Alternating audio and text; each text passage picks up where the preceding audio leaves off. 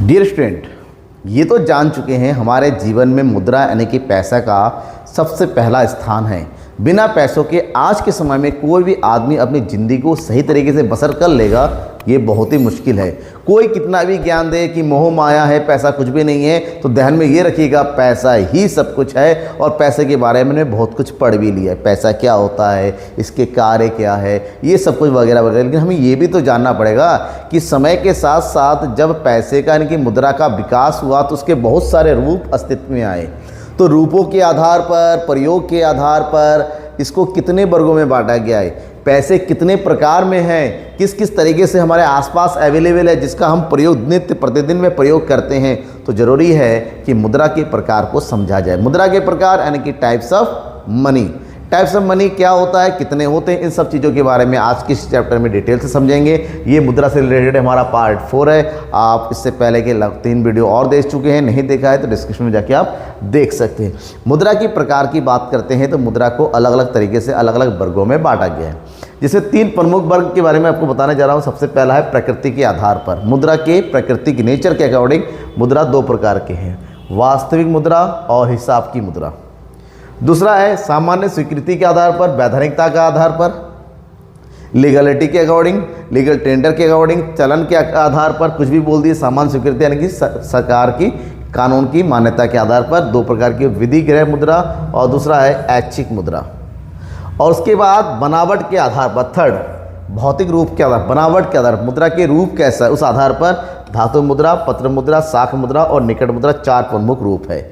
तो इन सबको बारे में हमें डिटेल से पढ़ना है, डिटेल से समझना, हर एक चीज़ के बारे में आपको बताऊंगा। लेकिन एक ही रिक्वेस्ट है, अगर अभी तक सब्सक्राइब नहीं किया है तो ज़रूर कर लीजिएगा और अपने दोस्तों को भी जो शुरू कर दीजिएगा जिनको पूरा कोर्स पता होगा, जाना जाए। ठीक है, डिस्क्रिप्शन में जाइएगा। देखिए वेस्टर्न अर्थशास्त्र ऑलरेडी मैं पढ़ा चुका हूँ, हर एक वीडियो है वेस्टर्न अर्थशास्त्र का, समष्टि अर्थशास्त्र लगभग खत्म होने को है, तो जरूर उसको देखिएगा जरूर। प्रकृति के आधार पर मुद्रा के रूप की बात, प्रकृति नेचर के अकॉर्डिंग प्रकृति के आधार पर मुद्रा की रूप की बात करते हैं। 2 प्रकार की होती हैं, वास्तविक और हिसाब की।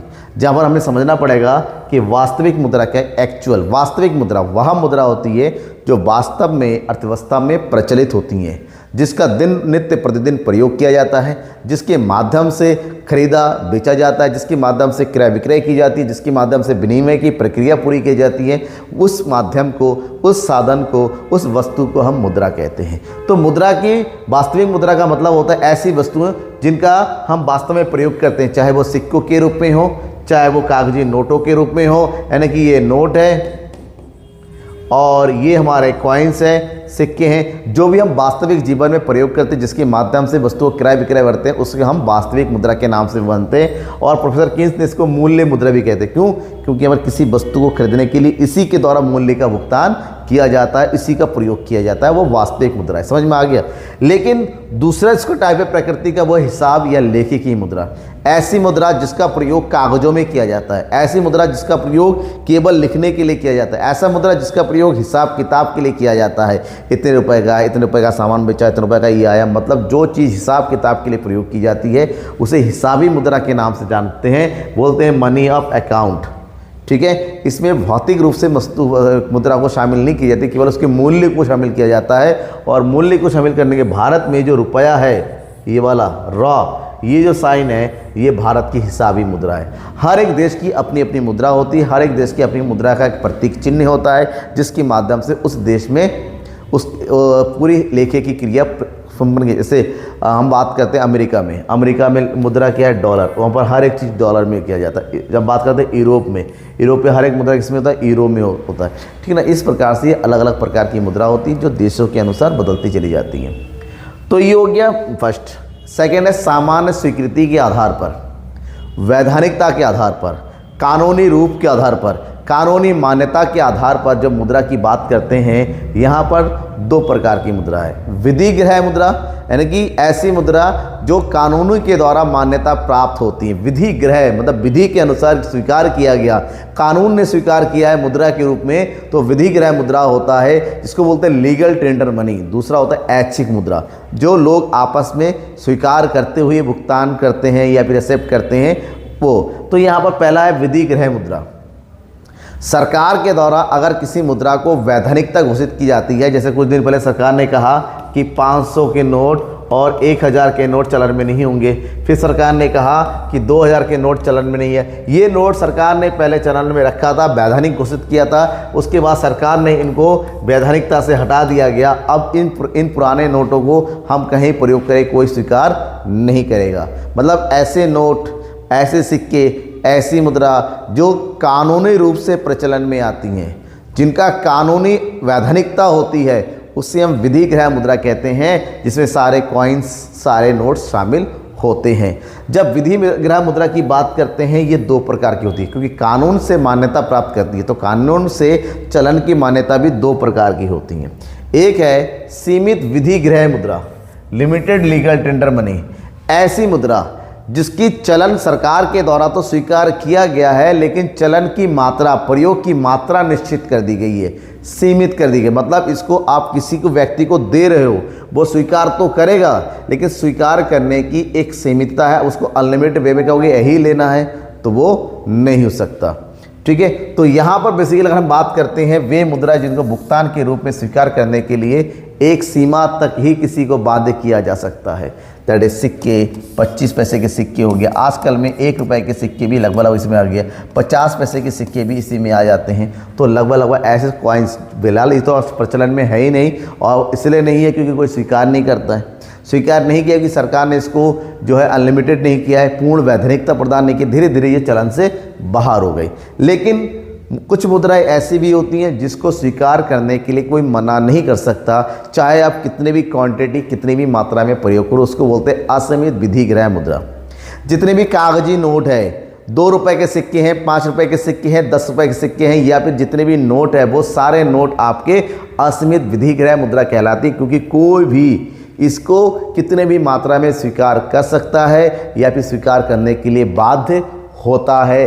आप अगर 1 करोड़ का सामान खरीदते हो, बदले में उसको 10 रुपए के नोट दे रहे हो, तो वो स्वीकार करेगा। ये नहीं कह सकता कि छोटे नोट हैं मैं नहीं लूँगा, लेना पड़ेगा, इट्स कंपलसरी, क्योंकि सरकार ने इसको असीमित विधिग्राह्य स्वीकार किया है। वह मुद्रा जो जिसे किसी मात्रा में ऋणों या सेवाओं के भुगतान करने के लिए दिया अथवा लिया जाता है, उससे फॉर एग्जाम्पल सभी प्रकार के कागजी नोट जो है आपके असीमित विधिग्राह्य मुद्रा होती हैं।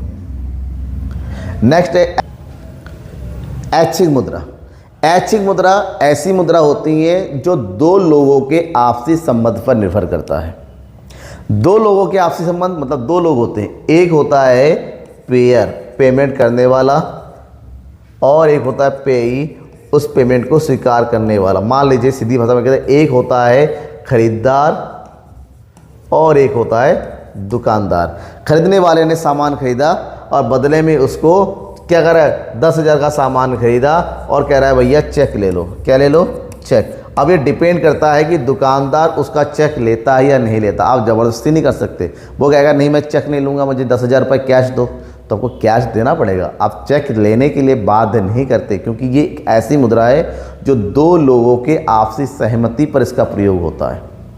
2 लोगों के आपसी सहमति पर इसका प्रयोग होता है। इसमें सभी प्रकार के विपत्र, हुंडी, चेक आदि शामिल होते हैं। यहाँ पर कोई भी किसी के ऊपर दबाव नहीं डाल सकता कि मुझे चेक चाहिए या फिर तुम्हें चेक लेना पड़ेगा, तुम्हें हुंडी लेना है या फिर मुझे हुंडी, तो इस प्रकार से नहीं होती। ये 2 लोगों की आपसी सहमति के अनुसार प्रयोग किया जाता है, इसलिए इसका नाम जो है क्या रखा गया है, ऐच्छिक।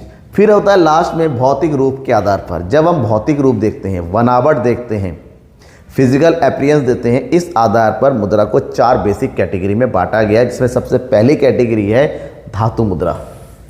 धातु मुद्रा प्राचीन समय में सबसे ज़्यादा लोकप्रिय रहा है, क्योंकि धातु का मूल्य स्थिर होता है। धातु जो है धातु पर लोगों की जो है धातु पर लोगों की जो है स्वीकृति है वो ज़्यादा होती है, विश्वास करते हैं।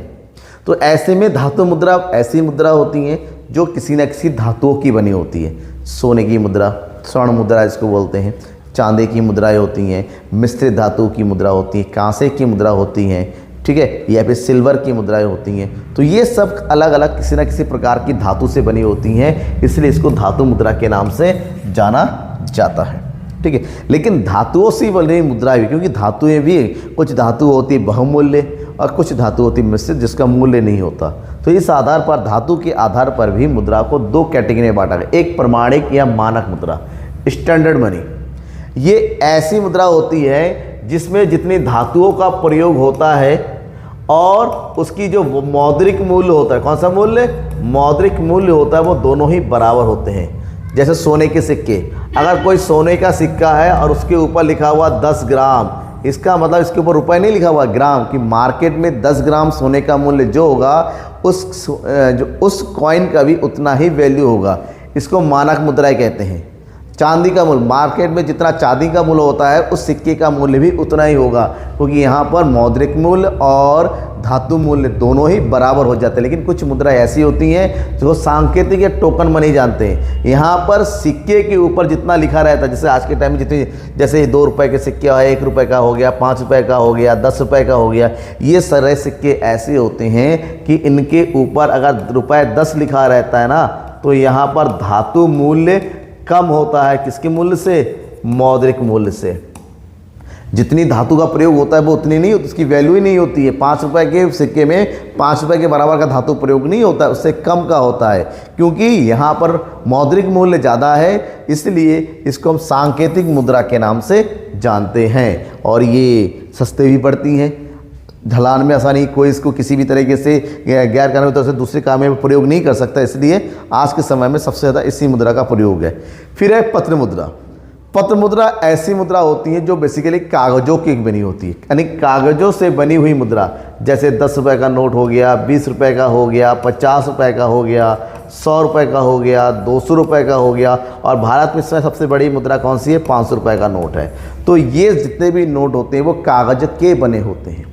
तो कागज़ों से बनी हुई मुद्रा को कागजी मुद्रा बोलते हैं। पत्र मुद्रा यानी कि पेपर मनी के नाम से जानते हैं, और आज के समय में पूरे विश्व में सबसे ज़्यादा इसी मुद्रा का प्रयोग होता है। तीसरा टाइप है साख या बैंक मुद्रा। साख या बैंक मुद्रा ऐसी मुद्रा होता है जिसका प्रयोग बैंक में जमा बैंक में जमा धन या रुपए के माध्यम से इसका प्रयोग किया जाता है। मतलब बैंक में अगर पैसे हैं तो इनका प्रयोग हो सकता है, अदरवाइज इसकी वैल्यू नहीं होती, इसलिए इसको बैंक मुद्रा के नाम से जैसे जितने भी चेक है, जितने भी डीडी है, डिमांड ड्राफ्ट, जितने भी यूपीआई पेमेंट है, ये सब साख मुद्रा के नाम से जाना जाता है, क्योंकि बैंक में जमा, ये फिर जितने भी एटीएम कार्ड्स है, ये सब इसी में होता है, और बैंक के माध्यम से आसानी से इसको हम कहीं ना कहीं आज के समय में डिजिटल मनी भी कह सकते हैं, क्योंकि डिजिटल फॉर्म में होता है। आज के टाइम में तो बैंक जेब में पैसे रखने की ज़रूरत ही नहीं है, आप यूपीआई पेमेंट उठाओ, आप पेमेंट कर दो।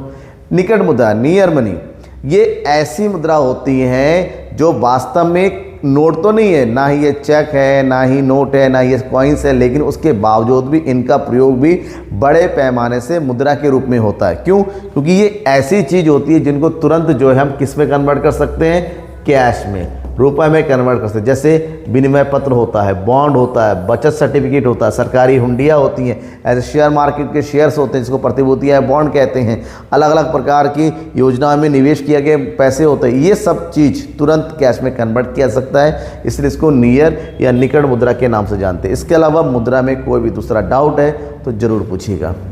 मुद्रा में कुछ पॉइंट और रह गए, वो भी आपको बताने हैं, तो जल्दी जल्दी वो बताने के बाद फिर नेक्स्ट चैप्टर शुरू करते हैं। लेकिन उसके तब तक कोई भी डाउट किसी भी तरह के साथ तो जल्दी बताइएगा। और हाँ, आप लोग शेयर नहीं करते हो, शेयर करना मत भूलिए अपने दोस्तों में। तब तक के लिए थैंक यू एंड बाय।